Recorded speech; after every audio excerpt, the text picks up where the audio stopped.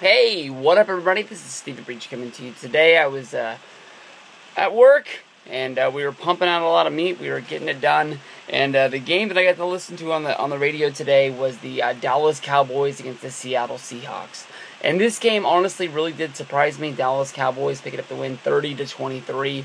Got to watch a little bit of this game as well during my lunch, but I had to finish this off while we were working. And both of these teams in this game really did surprise me.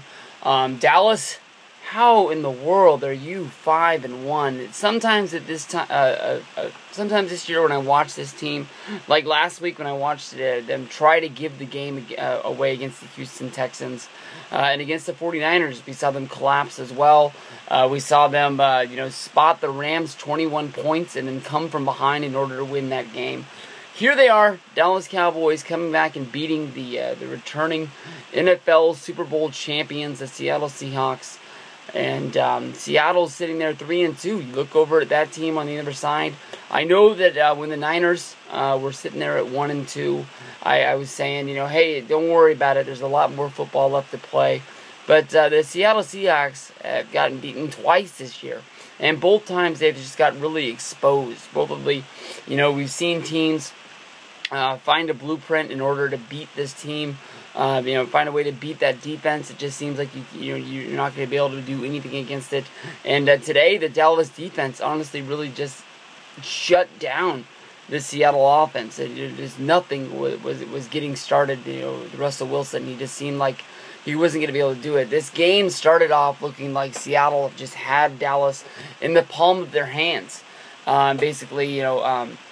Seattle kicked a field goal early in the game to make it 3-0. From there, Tony Romo got rocked.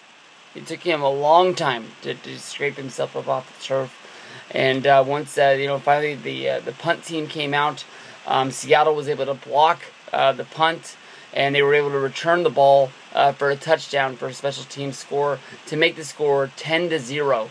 And Dallas really looked like they had a really big hole that they needed to try to fill it in. From there, Tony Romo was able to get a short goal line touchdown to make the score 7-10. Dallas then put up a field goal to tie the game at 10-10. And then from there, right before halftime, Tony Romo was able to hit a wide open Jason Witten in the end zone to make it 17-10. And at this point, basically, Dallas had put 17 unanswered points up against Seattle, and you could see that the Seattle defense was starting to, their heads were starting to spin. You could really look into going into halftime. Richard Sherman really didn't look happy. You could tell that he was having a bad day, and you could tell that Dallas was rolling.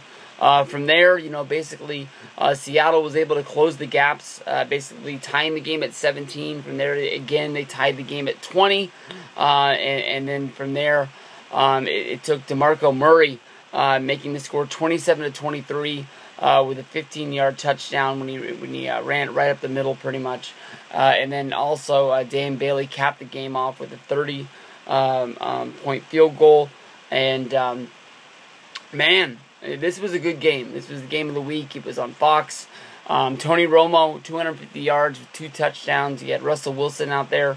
He had 126 yards passing. A really, really low day for him. 14 from 28. He did throw a pick on the day.